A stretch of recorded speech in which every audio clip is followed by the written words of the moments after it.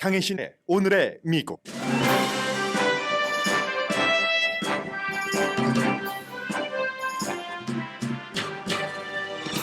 소비자 확신지수가 2021년 12월 이후 가장 높게 올라갔습니다. 연방준비제도는 이자율 인하 시기 등을 논의하는 공개시장위원회 회의를 하고 있습니다.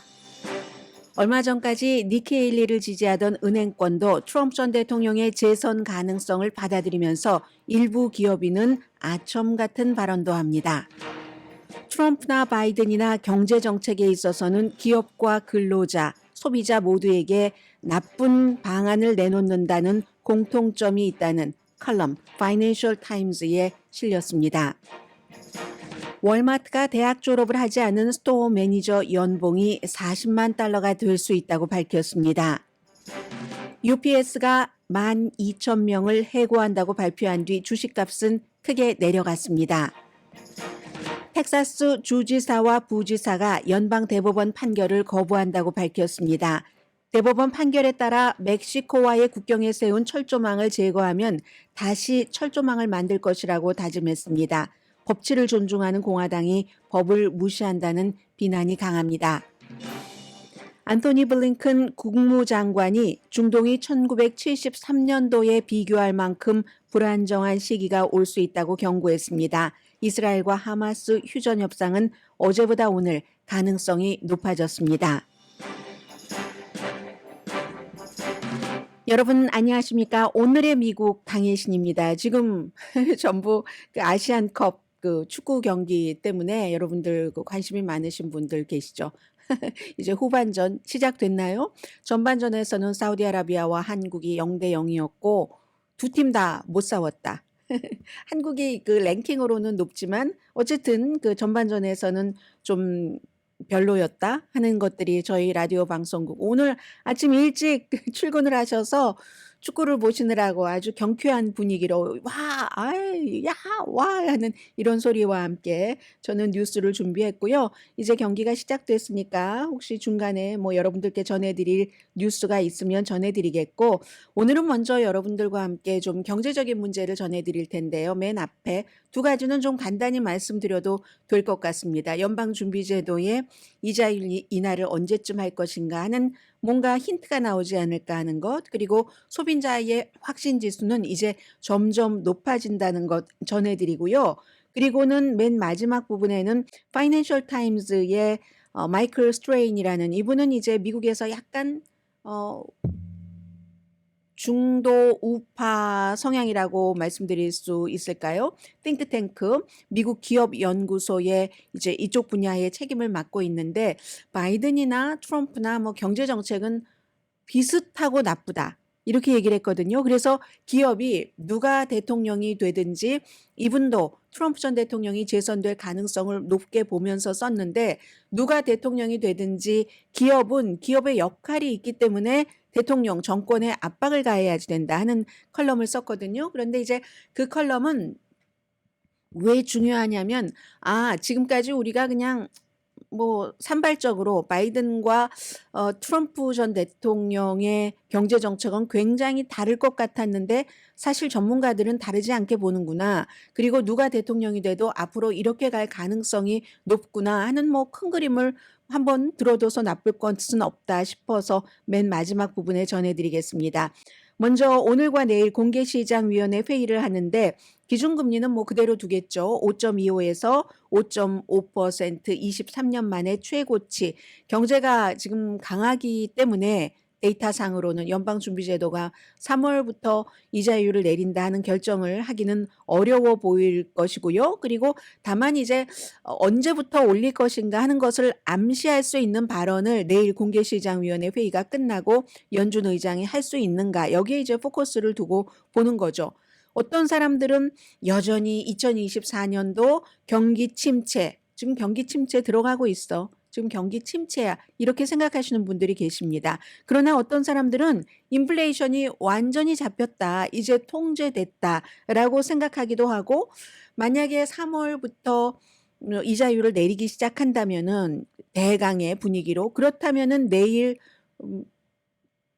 연준 의장이 좀 명확하게 밝힐 것, 힌트라도 줄 것, 이렇게 보고 있는 거고요. 그리고 또 하나 다른 쟁점은 연방준비제도가 늘 이제 국가의 채권이라든가 증권이라든가 이런 걸 사고 있잖아요. 매달 한 600억 달러 정도 최대 그런 뭐 정부 채권 사고 정부 증권 350억 달러 이제 지출하는 거죠. 이런 것들 양적 뭐 긴축 같은 것을 어떻게 할 것인가 이건 이제 뭐 전문가들이 더 관심이 있으신 부분이고요. 그 두 가지 언제부터 이자율을 내리느냐. 지금으로서는 3월보다는 6월이 조금 더 많아졌다고 할까요? 얼마 전까지만 하더라도 3월부터 내릴 수도 있어 했는데 이거 경기가 너무 괜찮은데 생각보다 해서 6월부터라고 보는 사람들이 조금 많은 것 같고 그러나 이제 그 사이에 몇 가지 데이터가 또 나오기 때문에 섣불리 결정할 수는 없는 것 같습니다.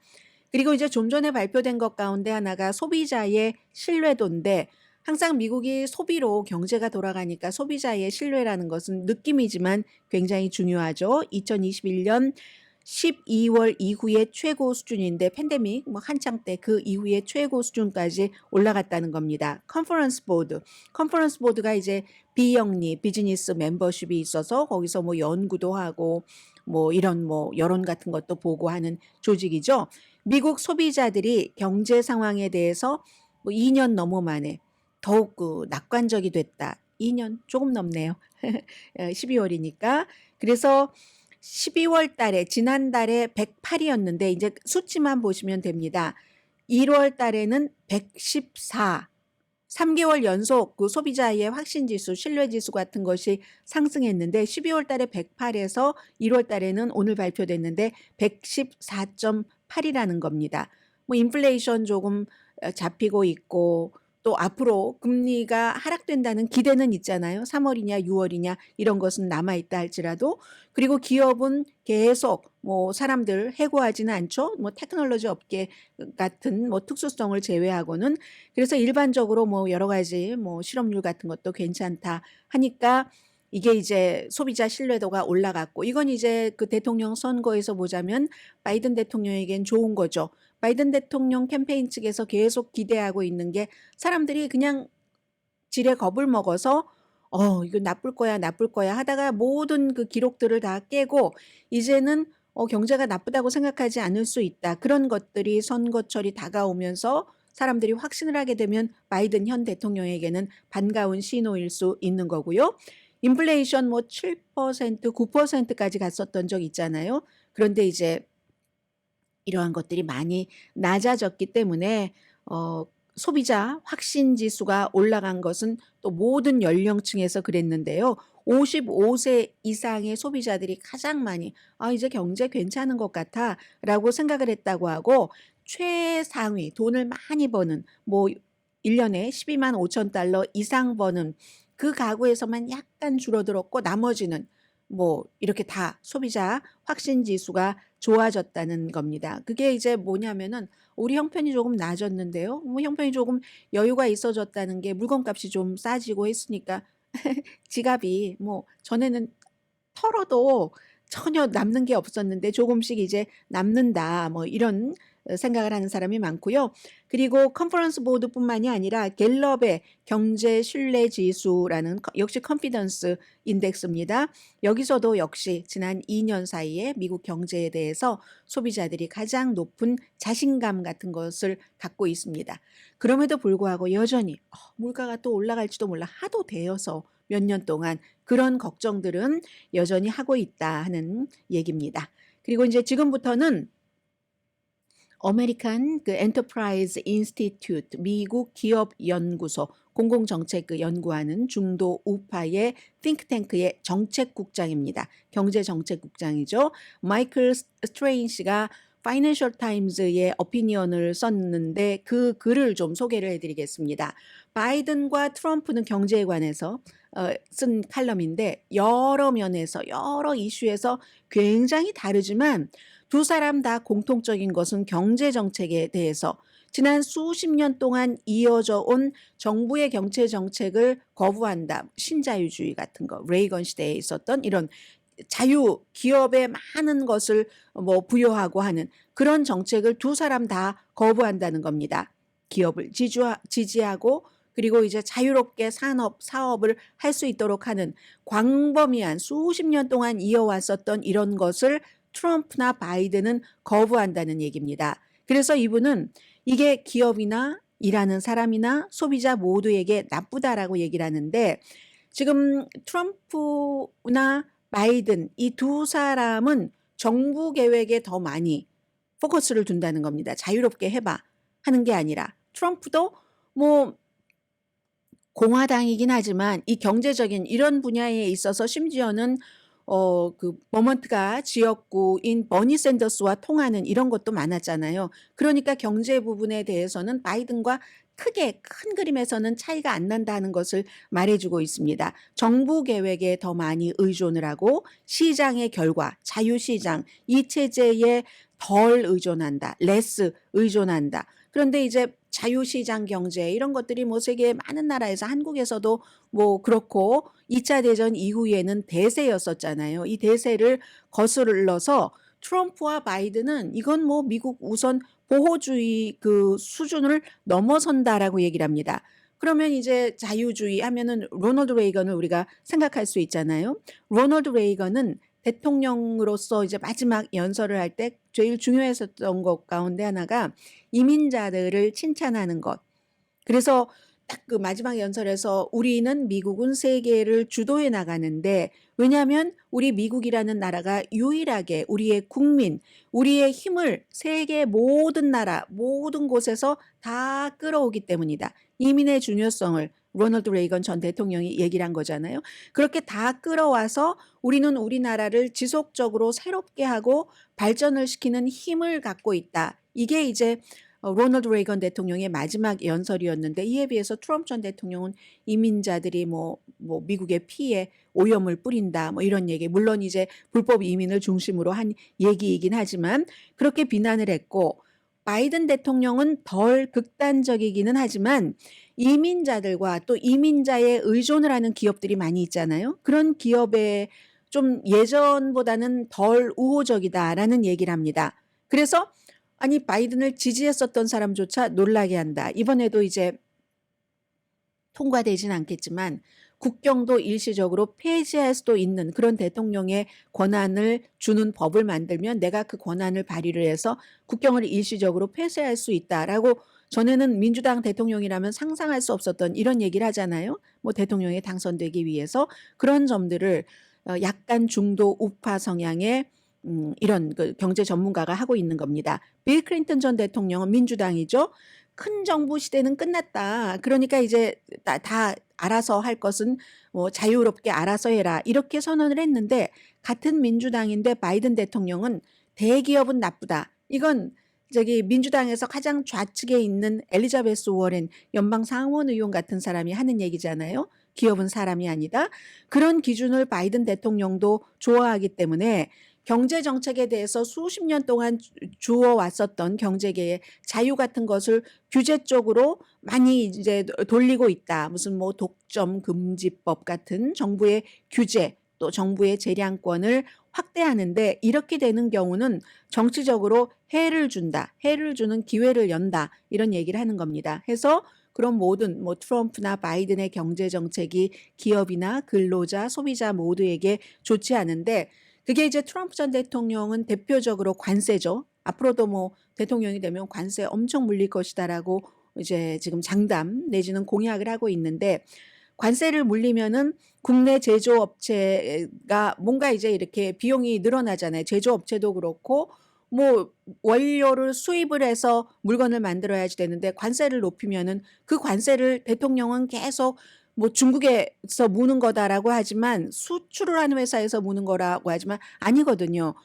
멕시코에 장벽을세면 그 돈을 멕시코가 낸다고 하지만 아니잖아요. 미국이 내는 거죠. 어차피 미국 사람들이 내니까 제조업체도 이제 생산에 그 원료를 수입하고 할 때 그 중간 비용이 높아지고 그리고 또 다른 나라가 그렇게 관세를 부과하면 보복을 하잖아요. 프랑스의 뭐 와인을 우리가 관세를 엄청 그 당시에 높였다 하면은 프랑스도 미국에서 수입하는 것에 대해서 또다시 이제 보복을 하고 그런 것들이 있고 소비자들은 그럼 수입 재료로 만든 물건을 비싸게 사야지 되고 수입품 자체도 비싸게 사야지 되고 그런 것들 해서 이제 뭐 결국은 제조업 같은 것도 고용이 줄어들 수 있고 이런 것. 이제 이게 트럼프의 관세에 대해서 나온 결과라고 하면은 바이든 대통령 두 번째 임기에는 트럼프가 대통령이 되던 바이든이 되던 모두 또 미국의 장기적인 그 재정 불균형 같은 것 있잖아요. 뭐 돈이 우리가 계속 적자니까 그런 것을 위해서는 진지한 조치는 취하지 않을 것으로 보인다라고 얘기를 합니다. 예를 들어서 국가의 장기 이 빚에 아주 큰 영향을 미치는 프로그램, 사회보장 프로그램이죠. 메디케어. 여기에 대해서 좀 지출을 줄인다던가 하는 것에는 두 사람 다 반대한다라고 얘기하면서 역시 그 공화당 그 전 대통령의 말을 인용을 합니다. 부시 대통령, 조지 부시 대통령이 2001년도 취임을 할 때 취임사에서 이런 말을 했다는 것을 강조를 합니다.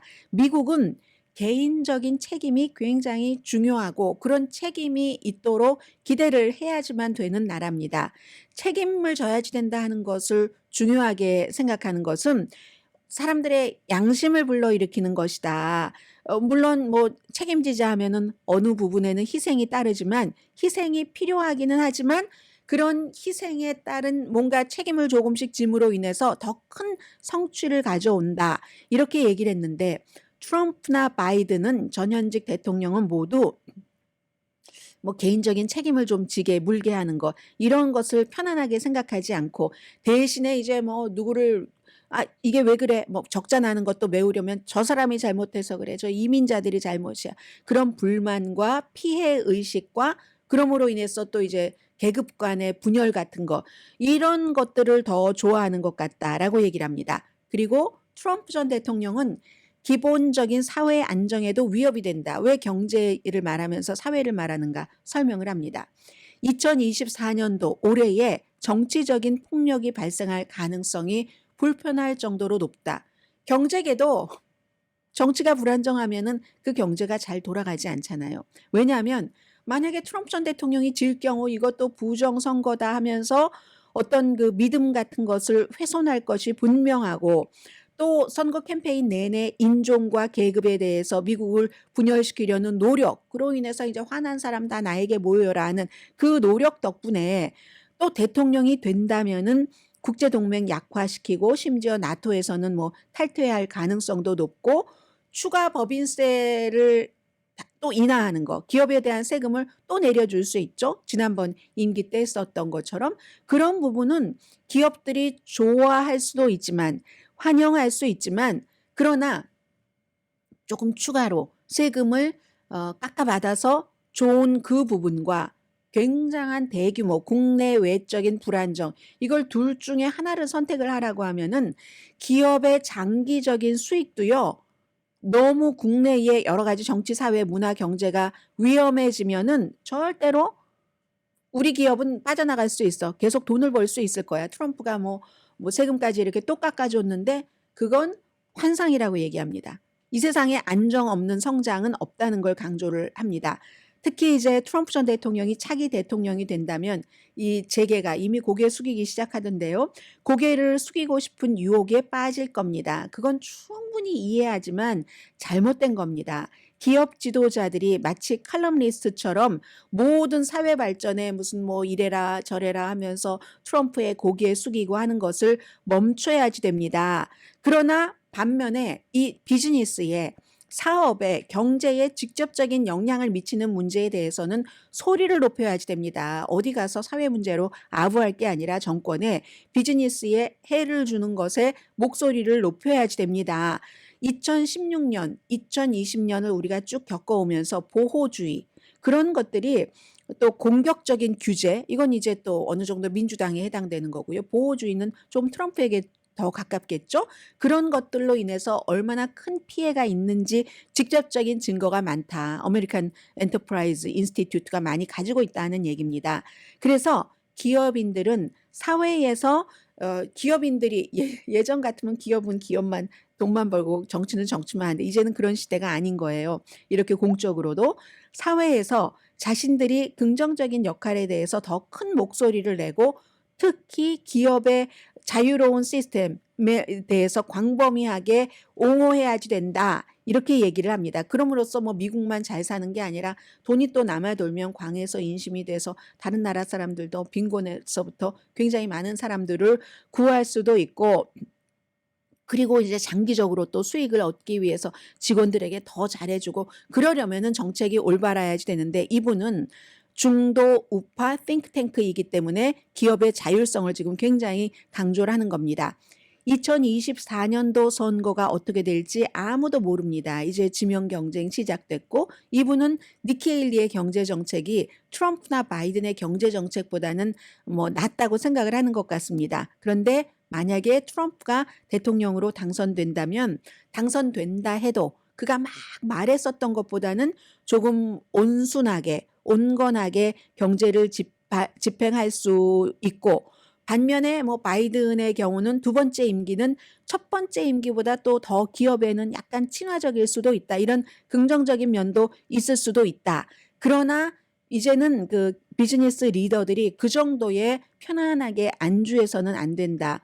어느 정당도 보면은 트럼프와 바이든이 비슷해지고 있잖아요. 이 경제에 대해서는. 그러니까 비즈니스 업계에서는 어느 정당도 분명하게 우리 편에 서지 않는 상태다라고 결론을 내려놓고, 그렇기 때문에 개별적인 정치인을 지원한다던가 개별적인 공직자, 어피니언 리더 사이에서 이렇게 좀 자유로운 경제에 대한 그 어떤 그 서클 같은 것을, 그 지지 세력을 만들어서 기업의 가치, 뭐 자유, 가치 이런 것을 이어나가고 입증해야지 된다. 이건 이제 파이낸셜 타임즈에 실린 그런 그 마이클 그 스트레인이라는 전문가의 글인데요. 그렇지 않은 사람도 많죠. 또 반면에 정부가 어느 정도 이걸 그 관리를 해야지, 아니면 기업이라는 것의 목적 자체가 100% 영리 목적이기 때문에 그렇게만 두면 탐욕, 그리드라는 단어가 또다시 나온다 하는 얘기도 있지만, 어쨌든 오늘 저는 파이낸셜 타임즈의 이 칼럼을 소개를 해드렸습니다.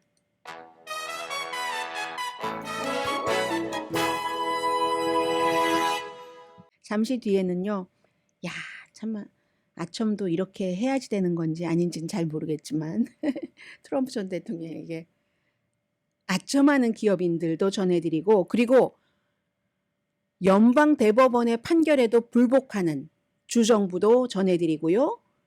또 하나는 잠시 뒤에 말씀드리겠습니다. 라디오 서울 방송 오늘의 미국 듣고 계십니다. 자, 먼저 이 내용이 저는 조금 신선하기도 했거든요. 뭐 간단하게 전해드릴 내용인데, 찰스 리틀 존이라는 사람이 있는데 어제 그 5년 징역형을 선고받았거든요. 본인이 한 일로는 최대 징역형입니다. 이 사람이 누구냐면 전에 국세청 그 계약자입니다. 계약자인데 트럼프 전 대통령의 세금 보고를 딱, 그러니까 말하자면 훔친 거죠. 훔쳐서 뭐 트럼프 전 대통령뿐만이 아니라 아주 부자들의 세금 데이터를 훔쳐서 트럼프 전 대통령의 그 세금 데이터를 뉴욕타임스에 줬었던 사람입니다. 2020년도 9월 달에. 그래서 그 당시에 이제 트럼프 전 대통령이 당선된 해에 연방소득세를 $750를 내서 굉장히 뉴스였었던 적 있잖아요. 그리고 그 전에 15년 가운데 10년 동안을 세금을 한 푼도 내지 않았다. 연방소득세를 한 푼도 내지 않았다. 뭐 이런 점에 대해서는 트럼프 전 대통령이 법을 현명하게 뭐 했으니까 그렇지 하고, 결국은 그런 것들에 대해서 지금 아마 내일 판결이 나올 가능성이 높죠. 뉴욕에서 비즈니스를 다 사기로 했다 해서 뭐 뉴욕 검찰이 그 $3억 이상을 벌금으로 내라고 하는, 어쩌면은 뉴욕에서 사업을 할 수 없다는 뭐 그런 그 형량까지 받게 되는 그런 것. 그 사람입니다.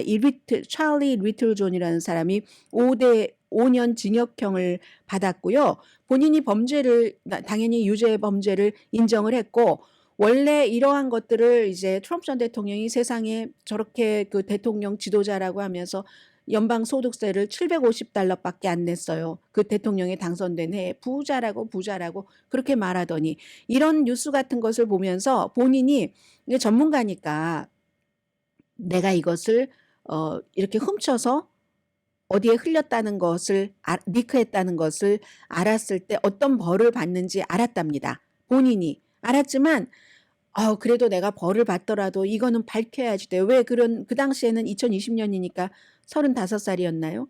그런 것들 너무 옳다고 생각했기 때문에 이거 투명하게 해야지 돼. 막 정의의 사도가 된 거죠. 그 당시에. 그래서 그렇게 했었다라고 얘기를 합니다. 근데 전혀 참작되지 않았어요. 그러한 것들이 전혀 참작되지 않고 이렇게 해서 받을 수 있는 최대 형량 5년형을 받았다. 그때는 옳다고 생각했는데 지금은 옳지 않다. 그럼에도 불구하고 이건 개인정보 유출이잖아요. 개인정보를 유출한 그것은 법으로 금지되어 있는 것이기 때문에 내가 트럼프 전 대통령의 그 세금 보고에 대해서 유출하지 않는 게 맞았다라고 얘기했습니다. 이 뉴스가 저에게는 좀 어제 오후부터 좀 신선하게 다가왔고요. 불과 이 뉴스도 신선하진 않지만 계속 확인을 하는 겁니다. 모든 사람들의 말을 전부 진정성이 있는 말이다라고 받아들여서는 안 된다는 것. JP 몰건 체이스의 제이미 다이먼이 제일 먼저 니키 헤일리를 공식적으로 지지를 했었던 사람입니다. 그게 뭐 불과 2달도 안 돼요. 그러다가 이제 트럼프 전 대통령 뭐 아이오와주 선거 그 직전부터 뉴햄프셔 선거 치르고 이렇게 되니까 다보스 경제 포럼이 1월 중순에 있었잖아요. 1월 19일에 끝났나 그렇죠? 그런데 벌써 딱 분위기를 감지하고는 다보스 포럼 같은 데서 이렇게 얘기를 하기 시작합니다. 트럼프 전 대통령에 대해서 트럼프 전 대통령이 잘한 게 많다. 그전에는 트럼프가 되는 게 싫으니까 니키 헤일리를 공식 지지했었던 것 아니겠어요? 제일 먼저. 그래서 다른 사람들도 줄을 섰죠. 그 업계에서. 왜냐하면 이 사람이 제일 큰 뱅크를 운영을 하고 있으니까. 그러다가 이제 뭐 다보스 포럼 같은 데 가는 시점부터는 이미 트럼프가 이민에 대해서도 무역에 대해서도 세금 개혁에 대해서도 잘한다. 세금 개혁은 부자에 대해서 감세를 해주니까. 그리고 중국에 대해서도 다 옳다고 할 수는 없고 관세 이런 것에 대해서 일부 옳았다. 멕시코에 대해서도 말이야. 뭐 그 말하는 방식은 좀 마음에 들지 않지만 중요한 문제 가운데서는 일부에 대해서는 틀리지 않는다. 얼마나 많이 트럼프에게 잘 보이려고 하는 말이에요. 멕시코에 대해서 이민에 대해서 말하는 방식은 마음에 들지 않지만 중요한 문제 중 일부에 대해서는 틀리지 않았다. 이게 뭔 말입니까? 그러니까 민주당도 트럼프의 주장을 들어라. 이렇게 얘기를 했고요. 그리고 이제 투자회사죠. 블랙스톤의 회장 CEO 스티븐 스워츠먼 이 사람도 트럼프에 대한 입장이 아주 나빴다가 입장을 싹 바꿉니다. 원래 이제 공화당에 대해서 이제 투자 회사니까 큰 기부를 하는 손이죠. 그러다 11월 달에 트럼프를 지지하지 않는다고 공식적으로 발표를 했습니다. 공화당이 새로운 지도자로 이제 전환을 해야지 될 때다. 이렇게 얘기를 하다가 그러다가 분위기를 보니까 또 이게 될 확률이 높잖아요. 그러니까 항상 정치에서는 당선 가능성 높은 곳에 돈이 갑니다. 이제는 나 트럼프도 이제 지지할 수 있다. 이런 정도로 나오고 있거든요. 그래서 이제 일부 기업은 앞서 이제 파이낸셜 타임즈에서도 지적을 한 것처럼 뭐 트럼프 전 대통령의 뭐 기업에 대한 세금을 추가로 인하해 준다던가 이런 데에 대해서 충분히 이익을 얻을 수 있죠. 그렇지만 뭐 투자회사 그 웨스트우드 캐피털의 어떤 전문가라든가 이런 사람들은 왜 이렇게 이제 그 투자가들이 트럼프 전 대통령 지지를 위해서 뒤로 물러나서 다른 사람을 지지하기 원했는가? 파이낸셜 타임즈의 바로 그 컬럼니스트가 한 얘기와 똑같은 말을 하는 겁니다. 트럼프 시대에 우리가 이득 받은 것도 많지만 안정적이지 않다는 겁니다. 비즈니스 환경도. 정치도 불안정하고 그렇기 때문에 안정적이지 못하는 것은 비즈니스의 이익이 주식시장이랑 똑같은 거죠. 불확실성에서는 굉장히 출렁거립니다. 비즈니스도 주식시장만큼은 아니지만 그렇기 때문에 그냥 우리에게 조금 좋은 거 주고 그다음에 계속 뭐 속 끓이고 있는 것보다는 안정성을 택하겠다 해서 그렇다고 해서 민주당을 지지하는 건 아니고 뭐 어떤 사람은 론 디센티스를 지지해 보다가 니키 헤일리를 지지해 보다가 다 안 되니까 지금 공화당에서는 할 수 없이 이런 업계에서는 트럼프 쪽으로 돌아가고 있는 것 같습니다. 이 비즈니스에서의 안정성이라는 것은 모든 것에 있어서의 안정이죠. 뭐 가격에 있어서의 정치에 있어서의 소비자 수요 모든 종류의 안정. 왜냐하면 안정이 있어야지만 계획을 세울 수가 있잖아요. 이렇고 이게 이런 정도가 되니까 우리는 물건을 이만큼 만들어서 이렇게 보면은 정부에서 이런 정책을 하니까 저쪽 동네가 저쪽 주에서 수요가 높을 것 같아. 우리 것. 뭐 이러면서 뭐 예를 들어 뭐 전기 자동차에 관련된 것일 수도 있고 아니면 화석 연료에 관련된 것일 수도 있잖아요. 이렇게 계획을 세우는데 트럼프 전 대통령은 예측 불가능하고 굉장히 불안정하기 때문에 장기적으로는 비즈니스에 너무 마음이 떨려서 할 수가 없다. 뭐 이런 얘기죠. 그런데 다시 트럼프 전 대통령 쪽으로 돌아가고 있습니다. 그리고 이 내용은 이건 정말 작게 보이지 않습니다. 미국이 이만큼 그 유지를 해왔었던 것은 어쨌든 이 세상에 완전한 완벽함이 없으니까 어느 정도 인정을 할 만한 정도가 되면 항상 그런 제도를 용납을 했습니다. 사람들이. 그런데 연방 대법원에서 이 텍사스주에서 막 그 철조망을 어, 국경에 세워놓은 것 이것을 제거를 하라고 판결을 내렸잖아요. 연방 대법원이. 그러니까 텍사스 주지사도 그렇고 부지사도 그렇고 하루는 주지사가 하루는 부지사가 계속 나와서 언론과 인터뷰하는 것이 우리는 만약에 연방에서 그럼 와서 연방 대법원에 아직은 안 갔는가 봅니다. 연방에서 와서 국경수비대가 와서 다 그 와이어를 철조망을 제거를 하면은 우리는 또다시 거기에 그 설치를 하겠다. 이제 이렇게 주장을 했습니다. 이건 좀 애매한 부분이 있긴 해요. 연방 대법원에서 이미 설치된 것을 제거하라고 판결을 내렸지만 새롭게 설치하는 것에 대해서는 판결 내린 바가 없거든요. 그렇지만 이것은 지금 텍사스 주지사와 부지사가 얘기한 것은 이미 설치돼 있는 곳을 연방 그 국경 수비대가 와서 제거를 하면은 다시 설치하겠다는 거잖아요. 이건 연방 대법원의 판결에 불복하겠다고 하는 거잖아요. 그래서 굉장히 주목이 되는 거죠. 그러면서 부지사가 하는 얘기, 우린 할 수 있으니까. 우린 할 수 있으니까. 그리고 텍사스주의 말도 일리가 전혀 없는 건 아닙니다. 우리가 이 와이어를 설치를 했더니 와이어를 철조망을 설치하기 전보다 훨씬 여기로 넘어오는 사람들이 적다. 이렇게 얘기하니까 그것은 맞지만 그래도 최종적인 결정을 연방 대법원에서 내렸다면은 대부분의 지금까지는 거의 모든 심지어 연방 정부도 우리도 그 판결에 동의하지는 않지만 판결에 따르겠습니다가 지금까지의 모든 미국의 힘이었습니다. 그런데 텍사스 주지사와 부지사가 우리는 우리가 할 수 있는 모든 곳에 전선을 설치하고 연방정부에서 그 전선을 내리면 다시 그 자리에 전선을 세우는 일을 멈추지 않을 것이다. 그들이 와서 자르면 와이어를 자르면 다시 설치를 할 것이다. 이렇게 얘기를 했거든요. 그래서 이제 이게 굉장히 걱정이 되는 부분이죠. 연방정부와 주정부가 싸우고 그리고 주정부가 연방 대법원의 판결에 따르지 않는다고 하고 이런 일들이 텍사스의 주지사와 부지사만 얘기하는 게 아닙니다. 칩 로이, 공화당, 텍사스 의원, 프리덤 코커스 멤버. 이 사람은 텍사스는 연방 대법원의 판결을 무시해야지 된다. 본인이 물론 텍사스이긴 해요. 그리고 오클라호마의 주지사 케빈 그 스티트 공화당이에요. 뭐 CNN 방송에 출연해서 제가 하는 얘기 잠깐 하는 얘기만 들었는데 특정 상황에서는 연방 대법원 판결을 무시해도 된다.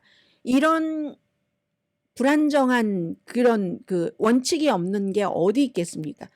특정한 상황에서는 연방 대법원의 판결을 무시해도 된다. 이게 트럼프 전 대통령이 본인에게 유리한 건 받아들이고 불리한 것은 법원의 판결 다 잘못됐다고 얘기하는 것.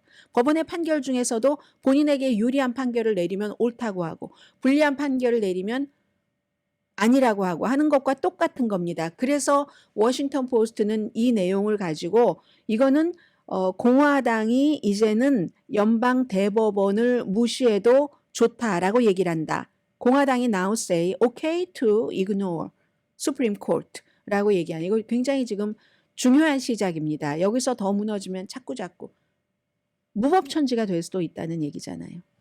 잠시 뒤에 경제 관련 뉴스 월마트에서는요. 고등학교만 졸업을 해도 고등학교 졸업 안 해도 그 상관없습니다. 대학을 졸업하지 않아도 스토어 매니저가 40만 달러까지 연봉 올릴 수 있다 하는 내용이 주목이 되던데요.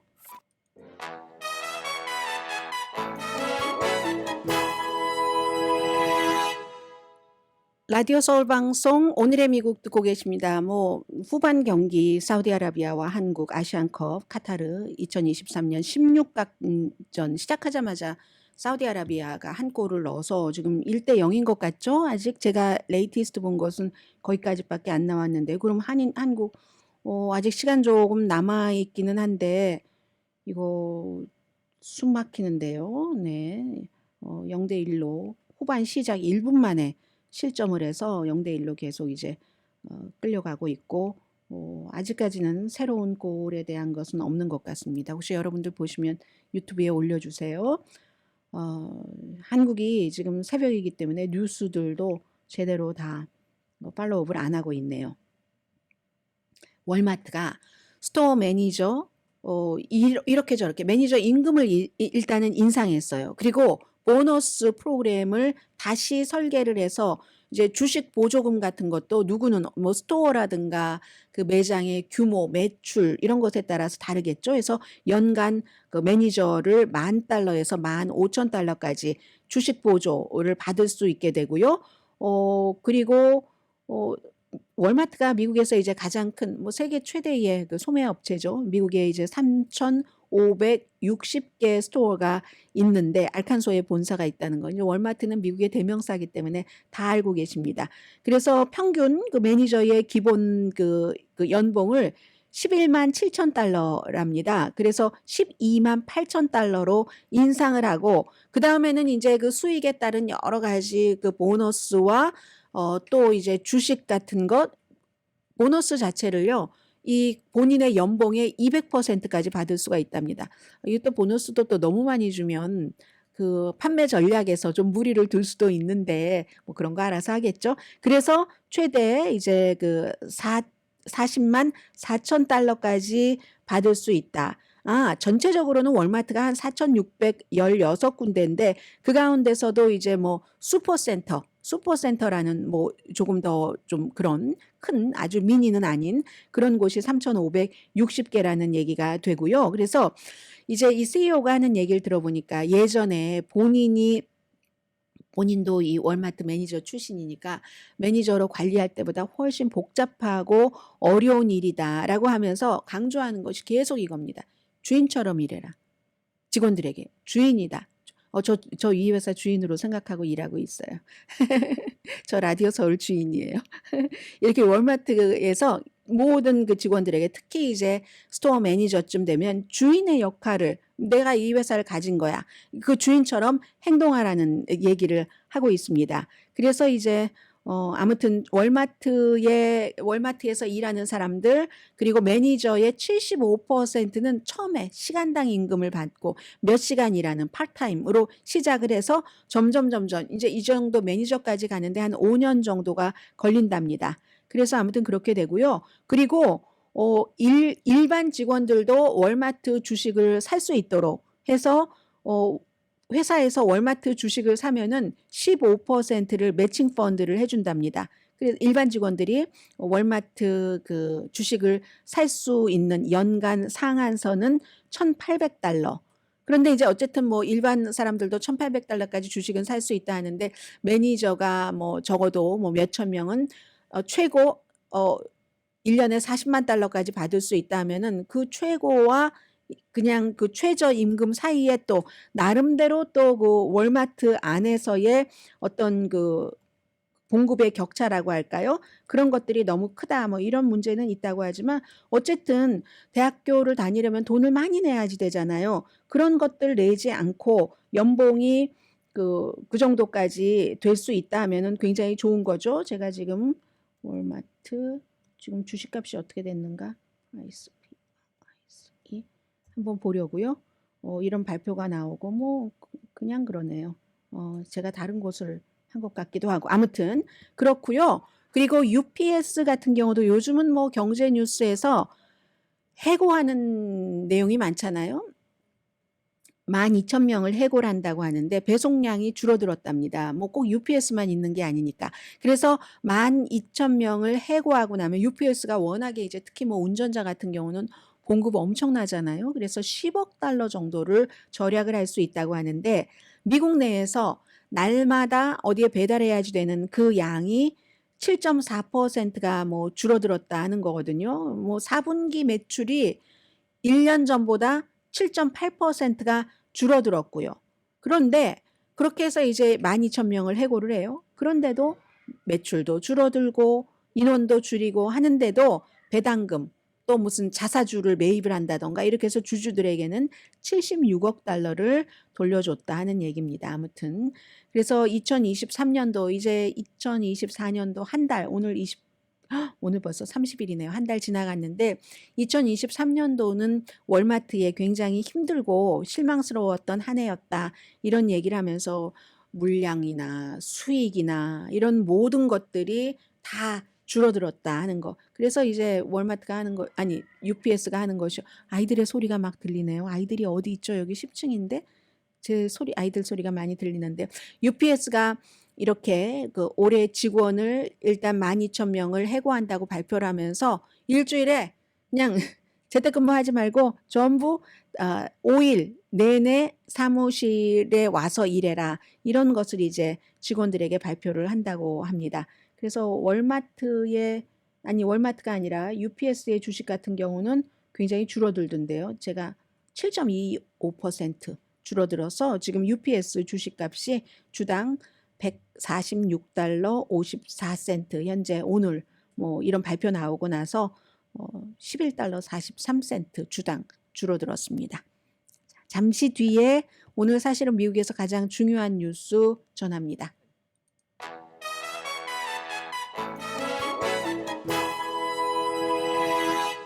라디오 서울 방송 오늘의 미국 듣고 계십니다. 지금 카타르, 이집트, 이스라엘, 미국 뭐 이런 나라들이 이스라엘 그 인질과 팔레스타인 수감자를 교환하는 이런 것에 이제 합의하는 게 어제보다 조금 더 가까워졌거든요. 그래서 2달 휴전 뭐 처음에는 미국이 이런 것을 기획을 했는데 한 6주일 정도 휴전 하마스도 지금 이걸 고려를 하고 아마 그 관계 당국으로 가고 있는 것 같고요. 지금 외국 언론인에 대해서 이스라엘 쪽에서 무슨 통신 같은 것을 전부 차단을 했기 때문에 사실은 외부 사람들이 가자 지구에서 얼마나 심각한 그런 고통이 있는지를 더는 자세히 알 수가 없게 돼 있고요. 그리고는 이제 가자, 이스라엘은 아니지만 요르단에서 미군 3명이 숨지고 어제만 하더라도 34명 부상당했다 했는데 결국은 40명 부상자가 늘어났고요. 이게 이제 그 이라크가 어떻게 해서 무슨 그 뭐 드론으로 이렇게 해서 뭐 했는데 왜 그 드론을 보지 못했는가? 미군이 그 기지에서 이걸 미국 항공기로 착각을 했답니다.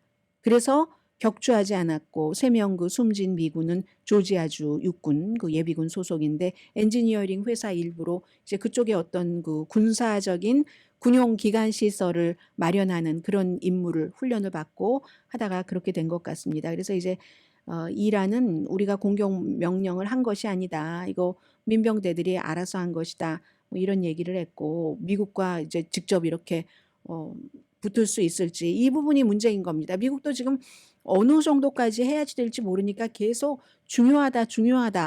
뭐 국무장관이 한 번 말하고 대통령이 한 번 말하고 골을 넣은 것 같아요.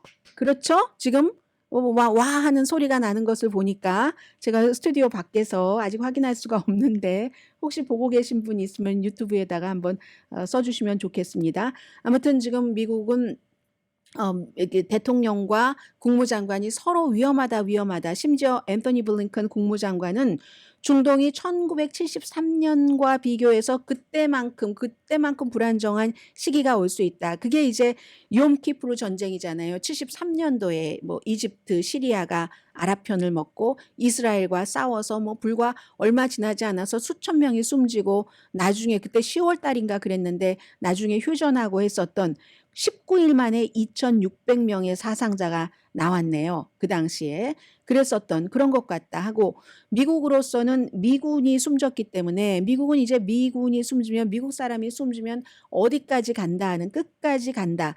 우리 국민을 방어하는 것이 최우선 목표다 하는 것을 얘기를 하고 있기 때문에 그래서 지금 이게 지금 어디까지 지금 할 것인가 이런 중동 문제 굉장히 아주 심각한 그런 그 사태가 되고요. 그리고 또 하나 지금 시간이 조금 있는 것 같아서 말씀을 드리자면은 최근 며칠 동안 계속 얘기를 했었던 것이 이스라엘 주장을 좀 말씀을 드리겠습니다.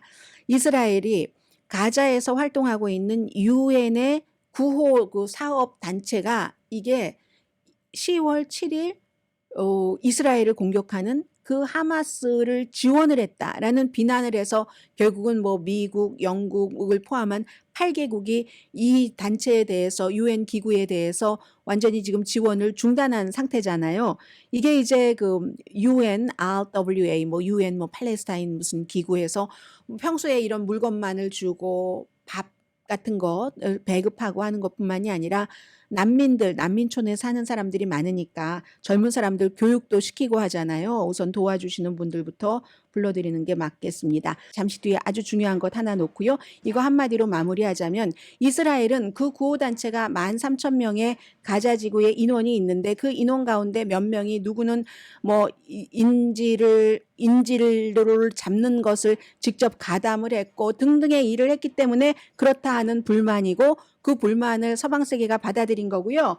지금 김영만 선생님 골 넣었어요. 한국이 한 골을 넣어서 저렇게 소리가 컸군요. 네. 자, 여러분 이제 어떻게 돼야지 되나요? 또 이제 막 그러한 몇 분이 또 다가오네요. 잠시 뒤에 그 브라보 마이 라이프에서 들으시기 바랍니다. 강희신이었습니다.